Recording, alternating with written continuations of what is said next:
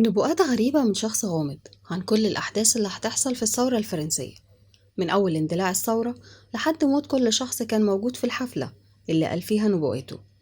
والراجل ده مشهور برواية الشيطان العاشق اللي كان فيها رموز وأسرار، وبتتكلم عن السحر وعن كيانات العالم الآخر، وطلع عليه إشاعة بإنه عضو في جماعة سرية. هنتكلم النهاردة عن جاك كازويت ونبوءاته الغريبة. وقبل ما نبدأ ما تنساش تدعمنا بلايك وتشترك في القناة وتفعل الجرس عشان توصلك فيديوهاتنا أول بأول. معاكم رانيا ماضي ودي قناتكم براند.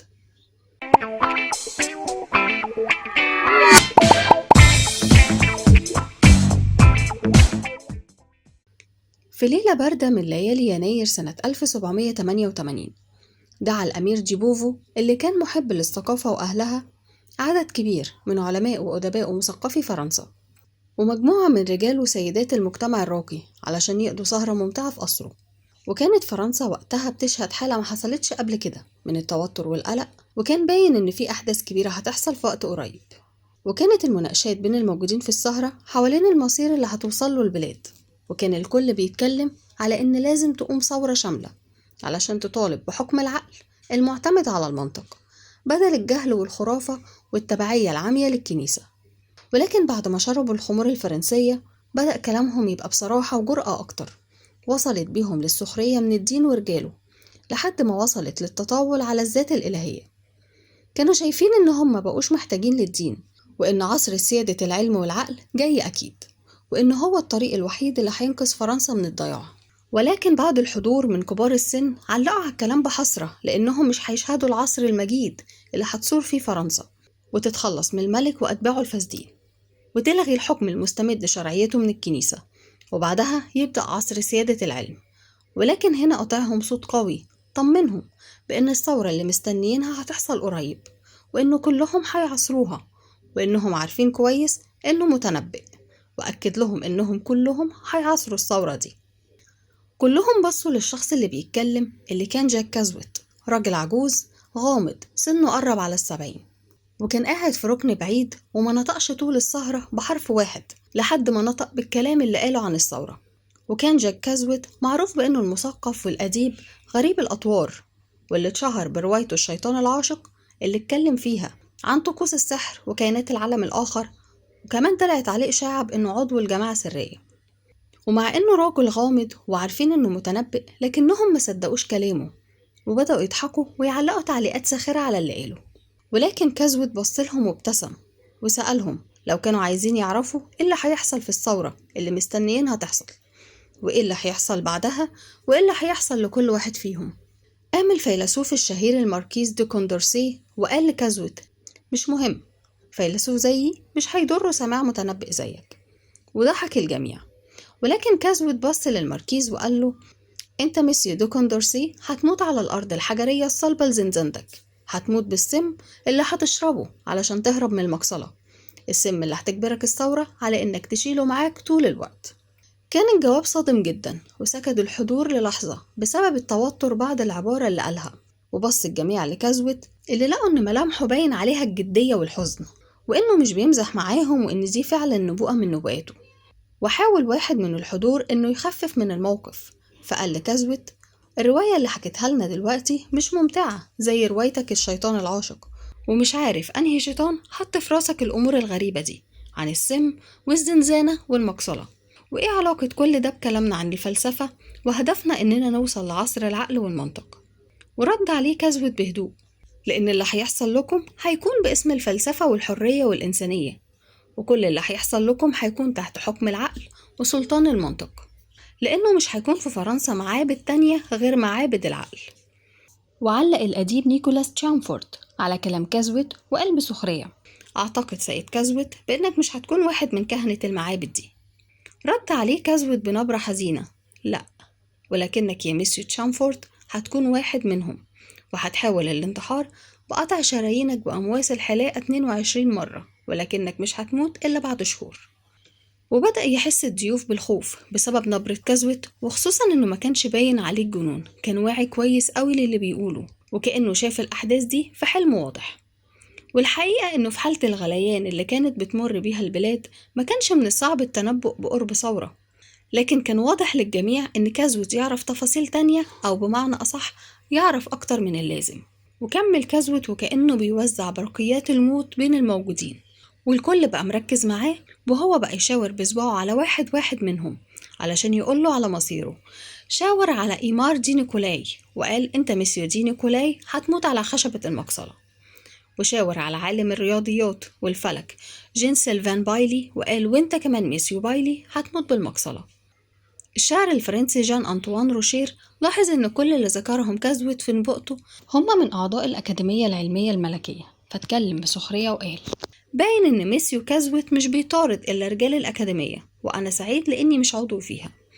ولكن جان رد عليه بسرعة، وكان رد صادم: انت كمان مسيو روشير هتموت بالمقصلة. وقام واحد من الحضور قال وهو مستغرب: ولكن اللي بتقوله يا سيد كازوت مش معقول، الأفعال الوحشية دي مش ممكن تحصل في بلادنا إلا لو اتعرضت فرنسا لغزو من المغول أو التتار. ولكن رد كازوت: على العكس، اللي هيحصل في فرنسا هو حكم الفلسفة لوحدها، واللي هيعاملوكم بالشكل ده هيكونوا فرنسويين أدباء ومثقفين زيكم، وهيرددوا نفس الكلمات العميقة اللي كنتم بترددوها من شوية، وهيكونوا بيتكلموا عن القيم والمبادئ وهم بياخدوكم على المقصلة. وسألوا تشامفورت: امتى هيحصل كل ده؟ رد كازوت: مش هتعدي 6 سنين وهيحصل كل اللي قلتلكم عليه. الكاتب المسرحي والناقد الأدبي جان فرانسوا دي لاهارب اللي كان من الحضور سأله في فضول: وأنا ميسيو كازوت إيه اللي هيحصل لي؟ فأجاب كازوت: هتبقى متدين. وكان من المعروف إن لاهارب شديد الإلحاد، وعلشان كده كانت نبوءة كازوت الخاصة بلاهارب وكأنها نكتة، وضحك بعض الحضور بالفعل. وقال شامفورت: أنا مطمن على حياتي دلوقتي، فلو كنا هنموت لما لاهارب يبقى متدين فده معناه إننا كلنا من المخلدين. وقالت السيدة بياتريكس دوكة جارمون: لو اللي بتقوله فعلا هيحصل فإحنا السيدات مبسوطين، لأننا ملناش علاقة بالثورات، وصحيح إننا بنشارك في بعض الأمور البسيطة، لكن بالتأكيد محدش هيهاجمنا لأن جنسنا اللطيف. وهنا هقطعها كازوت: جنسكم اللطيف مش هينجيكم من مصيركم، وهتتعاملوا نفس معاملة الرجالة بالظبط. قالت الدوكة: كلامك مش معقول، وكأنك بتكلمنا عن نهاية العالم. قال كازوت: معرفش حاجة عن نهاية العالم، لكن اللي أنا على يقين منه إنهم هياخدوكي مع سيدات تانيين من المجتمع الراقي في عربية الجلاد وإيديكم مربوطة للمقصلة. استغربت الدوكة لأنها ما توقعتش الرد ده، ولكن قالت: في الحالة دي أتمنى إنهم ياخدوني في عربية فخمة سودة تليق بيا. قال كازوت: للأسف مدام، السيدات عاليات المقام زيك هيروحوا للمقصلة في عربيات مكشوفة وإيديهم مربوطة ورا ظهرهم. وسألت الدوكة: سيدات عاليات المقام تقصد مين؟ سيدات السلالة الحاكمة؟ جاوبها كازوت: وسيدات أعظم منهم. وهنا ظهر الاستياء على كل الحاضرين، خصوصا صاحب الحفلة الأمير ديبوفو لأنه مقرب من البلاط الحاكم. وسألت الدوكة: على الأقل هيكون ليا كاهن اعتراف قبل موتي.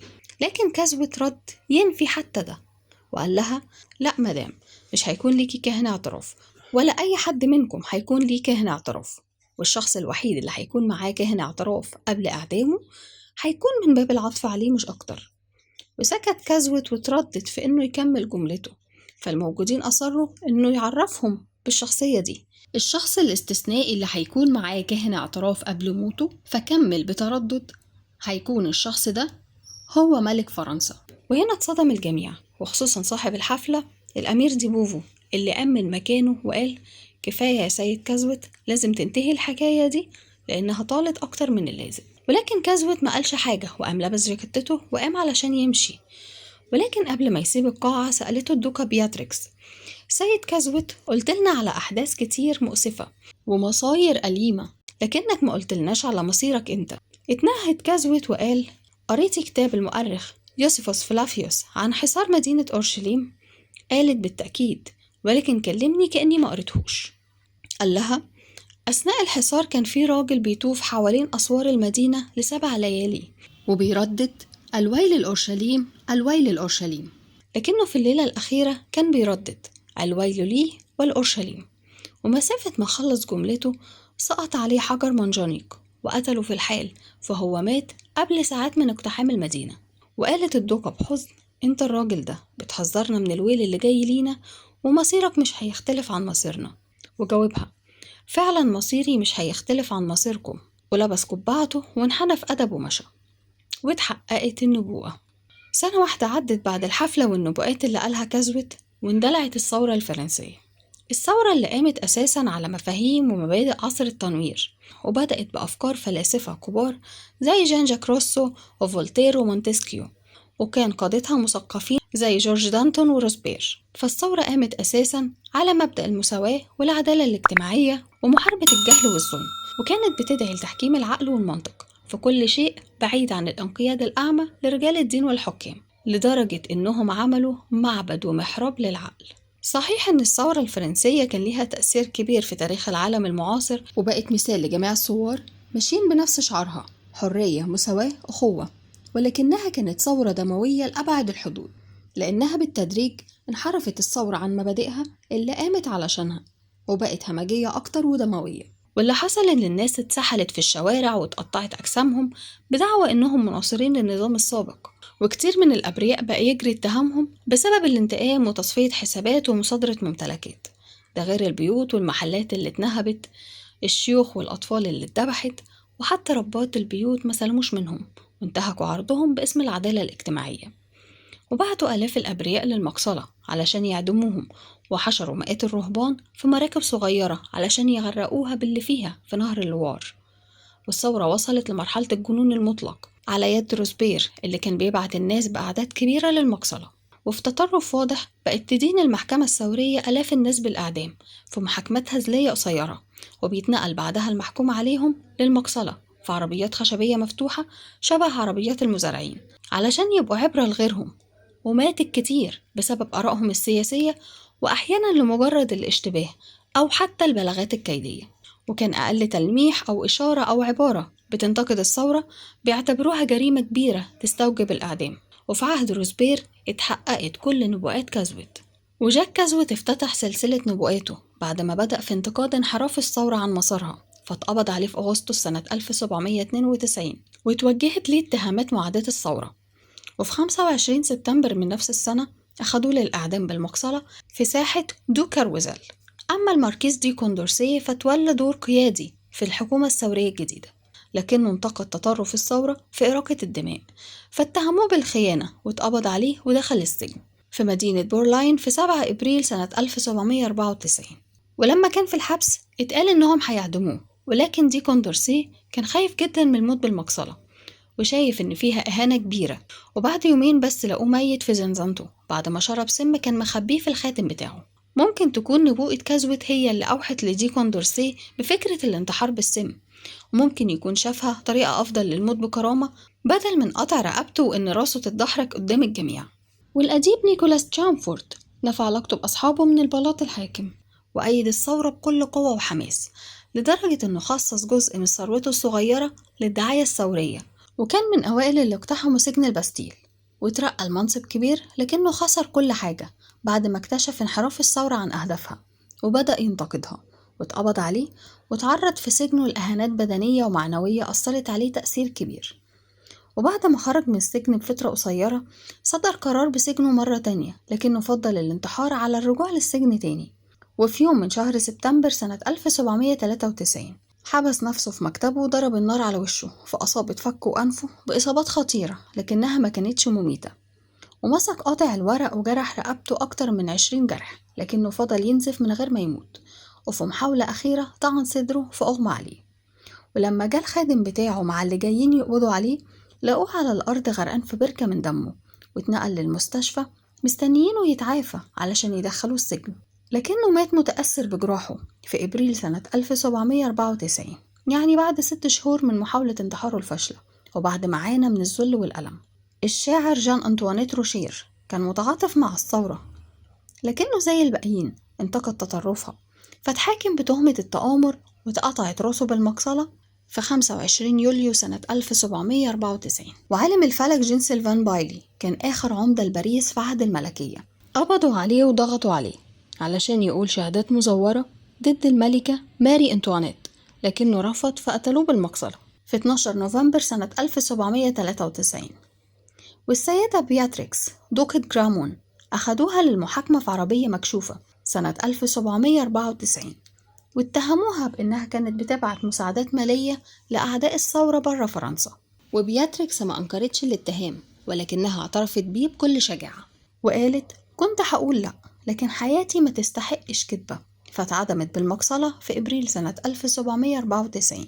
وإيمار دي نيكولاي كان مقرب من البلاط الحاكم واتحكم عليه، وقطعت المقصلة راسه سنة 1794. وعالم الأحياء والطبيب فيليكس فيك دازير نجا من نبوءات كازويت، لأن كازويت اتنبأ له بالانتحار بقطع شرايينه بعد ما يطلب من الحراس إنهم يقطعوا شرايينه، وهو طلب كده فعلا، لكنه ما ماتش بالسبب ده، ومات بشكل مفاجئ، واتقال إنه مات بسبب مرض السل اللي كان بيعاني منه. وفي كتاب فيليكس فيك دازير وعصر التنوير والثورة، اللي كان بيتكلم عن حياة فيليكس بشكل درامي، بيقول المؤلف إيف بالكين إن الطبيب المشهور قضى آخر سنين حياته بيعاني من الكوابيس المرعبة، خوف من المقصلة.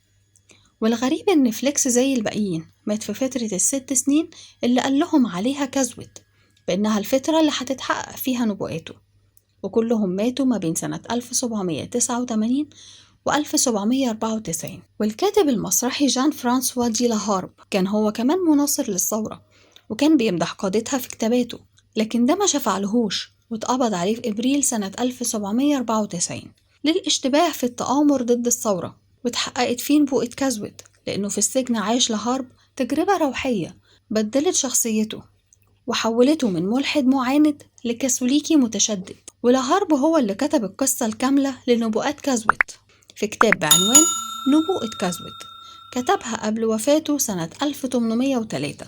ولكنه مش المصدر الوحيد اللي اتكلم عن النبوءة، لأن كان في مراسلات وكتابات ومصادر وشهادات لناس تانيين كانوا حاضرين في الحفلة اللي كان عاملها الأمير جيبوفو سنة 1788، وكلهم أكدوا حقيقة قصة نبوءات كازويت، زي الكاتبة الفرنسية ستيفاني فيليسيت، أو المعروفة باسم مدام دي جاندس، واللي قالت إنها سمعت من لهارب عن النبوءات دي قبل اندلاع الثورة.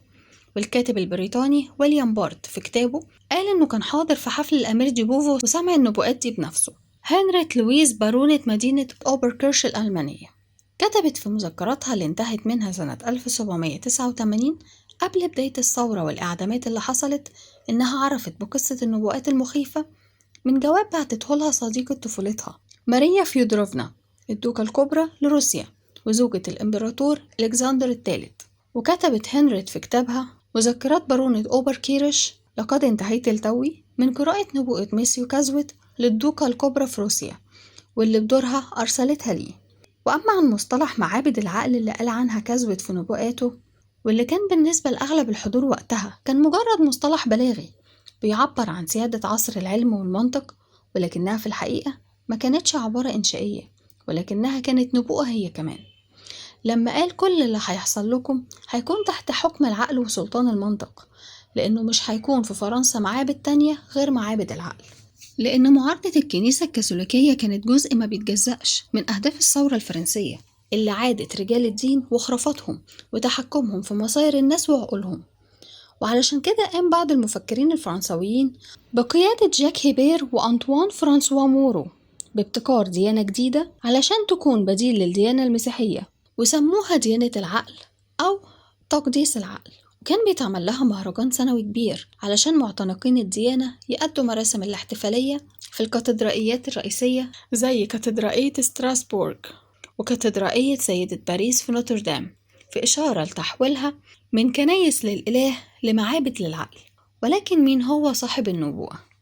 جاك كازويت لسنين كتير طلعت عليه إشاعات بأنه عضو في جماعة المتنورين، وممكن تكون الاتهامات دي مش غلط وتكون صحيحة، لأن كازويت ومثقفين عصره كانوا بينتموا لحركات فلسفية سرية كانت بتدعو في ظاهرها لحرية التعبير وتنوير العقول لإقامة مجتمع مثالي، ولكن في الباطن زي ما بيقولوا أعداء الجماعات دي إنها بتعمل مؤامرة عالمية كبيرة، وإنها ورا كل الفتن والحروب وحتى الأوبئة والكوارث اللي بتحصل للبشرية في تاريخها المعاصر. ولكن الظاهر من سيرة حياة كازويت بأنه ما كانش عضو في جماعة المتنورين، لكن في جماعة سرية تانية اسمها المارتينية، واللي بتتوصف بأنها طائفة مسيحية صوفية بتحاول إنها تخلي الإنسان يستعيد قدراته اللي منحها ربنا ليه وقت خلقه، واللي فقدها لما اتطرد من الجنة ونزل للأرض. وهي زيها زي غيرها من الحركات الباطنية اللي بيكون ليها أسرار وطقوس ومراسم، وليها كمان تفسيرات للنص الديني المقدس مختلفة عن المتعارف عليه للتيار الديني التقليدي. يعني الكلام عندهم مقسوم لظاهر وباطن، الظاهر اللي بيعرفه الناس، ولكن الباطن محدش بيعرفه إلا القادة بس. وفي بيشككوا في انتماء كازوت للمارتينية، ودليلهم على كده العداء للثورة ووصفه ليها بإنها من عمل الشيطان، وهو موقف مختلف تماما عن موقف المتنورين والمارتينيين. وفي الأغلب إن جاك كازوت كان منتمي فعلا للطائفة دي، لكن تحولات فكرية حصلت له مع بداية الثورة الفرنسية، فبقى ميال أكتر للأفكار الرجعية، بقى منتقد قوي للفلسفة ومساند للملكية. ومش معروف إيه سبب التحول ده، لكن أيا كان سببه فهو ما عجبش الثوريين وقبضوا عليه وحكموا عليه بالإعدام. لكن بنته إليزابيث قدرت تهربه من السجن، لكن لوقت مش طويل لأنه اتقبض عليه تاني، واتقال بأنه اتنبأ بده ووصف وصف دقيق لشكل الشخص اللي هيقبض عليه وحتى وقت القبض عليه، وحصل كل اللي قاله بالظبط. وفي يوم 25 سبتمبر سنة 1792 طلع العجوز جاك كازويت ببطء سلم المقصلة، وما كانش خايف، وكانت آخر كلماته: أموت كما عشت دائما، وفيا نديني وملكي. وكان عمره 72 سنة وقت قطع راسه، والعجيب إن إعدامه تم قبل كل اللي اتنبأ بموتهم، فكان بالظبط زي الراجل اللي حذر سكان أورشليم من الويل اللي جايلهم ويموت قبلهم كلهم. ممكن تكون بتسأل إيه سر قدرة الرجل الخارقة في إنه يكشف أسرار المستقبل، وهل ممكن إن يكون في نبوءة بالدقة دي بكل التفاصيل دي؟ وهل السحر والتنجيم وكائنات العالم الآخر ليها علاقة بالموضوع؟ أو بمعنى أصح، هل كازويت كان ساحر؟ ولكن عشان نجاوب على السؤال ده لازم نتعرف على حياة كازويت ومسيرته الأدبية والفكرية الغريبة. اتولد جاك كازويت في مدينة ديجون شرق فرنسا سنة 1719، وكان أبوه موظف بسيط، وتعلم كازويت تعليمه العالي في معهد للرهبان اليسوعيين، وانضم للبحرية وترقى في المناصب لحد ما بقى مفوض عام على بعض الجزر الفرنسية. وفي الفترة دي من حياته ما كانش كازويت معروف في الأوساط الأدبية والصالونات الثقافية الفرنسية، لأنه ما كانش كتب في شبابه إلا قصتين قصيرين، فما كانش حد يعرفه ككاتب. ولكن تفوق كازويت في الكتابة ظهر بعد ما عدى سن 40، وتحديدا بعد رجوعه من جزر الكاريبي واستقراره في مدينة بياري شمال شرق فرنسا، وبدأ ينشر أعمال مختلفة في القصص والأدب والشعر وكمان حكايات للأطفال، وبمساعدة راهب سوري ترجم جزء من حكايات ألف ليلة وليلة. وأعماله بقى عليها إقبال شديد من جمهور القراء وقتها، وده اللي شجعه على كتابة الروايات. وكانت روايته الشيطان العاشق سنة 1772 هي أروع رواية كتبها، لأن النقاد مدحوا الرواية بسبب إنها بتتفرد بأسلوب وحبكة مختلفة، وإنها سابقة عصرها في أدب الخيال والرعب القوطي. والرواية بتتكلم عن نبيل أسباني شاب دون ألفارو اللي بيتنكر له الشيطان وبيحاول يوقعه بإنه يغويه في شكل خادمة جميلة، ولكن الشاب بيصمد ضد كل الإغراءات وبيرفض الدخول في أي علاقة إلا عن طريق الجواز الشرعي وبموافقة أمه. وفرح كازويت لنجاح روايته، وخصوصا إنها بقى ليها مكانتها في الأوساط الثقافية. ولما نشر كازويت روايته سنة 1772 ما كانش كازويت منتمي لأي جماعة سواء علنية أو سرية. وبعد شهور من نشر كازويت لرواية الشيطان العاشق، في واحد راح له بيته وخبط عليه، والشخص الغريب كان لابس هدوم سودة ولافف جسمه بعباية طويلة. سأله كازويت: ماذا تريد يا سيدي؟ لكن الغريب ما نطقش بأي كلمة، ولكن رسم بصباعه رموز في الهواء. استغرب كازويت وسأله: آسف، هل أنت أخرس؟ لو كنت كذلك فأنا آسف لأني لا أفهم لغة الإشارة. ولكن الغريب استمر في سكوته ورجع رسم الرموز في الهواء مرة تانية. اتعصب كازويت وصرخ فيه: ماذا تريد مني؟ بص الرجل الغريب لكازويت بدهشة وقال: ما فهمتنيش؟ اعتقدت إنك واحد مننا ومن أصحاب المقامات العالية في جامعتنا. فقال كازويت: مع إني مش فاهم حاجة من اللي بتقوله، لكني يؤكد لك بإني مش عضو في أي جماعة. فقال الراجل باستغراب: لو ما كنتش معانا فإزاي عرفت كل الأمور اللي موجودة في روايتك الشيطان العاشق، وأقصد أسرار الكبالة وسحر وقوة الأرقام وخبايا الشياطين والكيانات الخفية؟ صعب إني أتخيل إن كل ده من وحي خيالك. هل أنت ماسوني؟ فقرر كازويت بأنه مش عضو في أي جماعة وإنه ما عندوش أي علم بأمور السحر. وقال الغريب الظاهر يا سيدي إنك عن طريق الصدفة وصلت لأسرار محدش يعرفها إلا الأعضاء من أصحاب المراتب العليا في جامعتنا، وخليك حذر من دلوقتي في إنك ما تكشفش عن المزيد من الأسرار دي. ولكن كذبت أقسم للراجل بإنه ما اطلعش على أي أسرار، واقتنع الراجل أخيرا بإن كل اللي جه في الرواية من خيال كذبت، لكنه قال بما إنك عرفت الأسرار الكتيرة دي بنفسك فهعرفك أسرار أكتر تسمح لي أعرفك بيها. دخلوا كزوة بيته وقعدوا الراجلين يتكلموا لحد الفجر، وفي الليلة دي عرف كزوة أسرار وصفها بعد كده بإنها تخلي الشعر يشيب. وتاني يوم الصبح ساب كزوة والغريب البيت وراحوا لمدينة ليون، وهناك اتقابل بزعيم الطائفة مارتينز دي باسكوالي، وهو راجل غامض جدا، ولو فكرت تدور عليه على النت هتلاقي قصص وأخبار متضاربة، ومحدش يعرف أصله ولا يعرف عنه أي حاجة. وعاش بأسامي كتيرة وكان شخص خطير، واتنقل لسنوات كتيرة من مدينة لمدينة لنشر دعوته. ولكن الأسرار والحوار اللي دار بين كزوة والغريب محدش يعرفه، لكن المعروف إن كزوة بعد الحوار ده رجع إنسان مختلف، وبقى يقضي أيام طويلة لوحده جوه أوضته، وأهله بقى يسمعوا أصوات مخيفة في البيت. وفي الفترة دي قال للمقربين منه بإن الحجاب اترفع عن بصره، وبقى يقدر يشوف المستقبل كأنه شايفها في مراية. وفي ال20 سنة اللي بعد الحوار اللي دار بينه وبين الغريب اتنبأ كزوة بأمور وأحداث كتيرة، لكن النبوءة الأشهر هي اللي اتنبأ بيها في حفلة الأمير جيبوفو سنة 1788. عرفوني في التعليقات رأيكم إيه؟ تفتكروا جاك كزوة كان ساحر؟ ولا دي كانت موهبة ربانية؟ ولا تكون الأسرار اللي عرفها من الطائفة اللي انضم ليها كان من ضمنها نبوءات مستقبلية؟ وهي اللي خليته يتنبأ بكل الأحداث دي؟ ولا كلامه مع الراجل الغريب عرفه تفاصيل كتير قدر من خلالها إنه يوصل للتنبؤات دي؟ شكرا على المشاهدة، مستنية آرائكم في التعليقات. لو الفيديو عجبكم ما تنسوش اللايك والشير، والناس اللي أول مرة تشوفنا اعملوا سبسكرايب وفعلوا الجرس عشان توصلكم فيديوهاتنا أول بأول.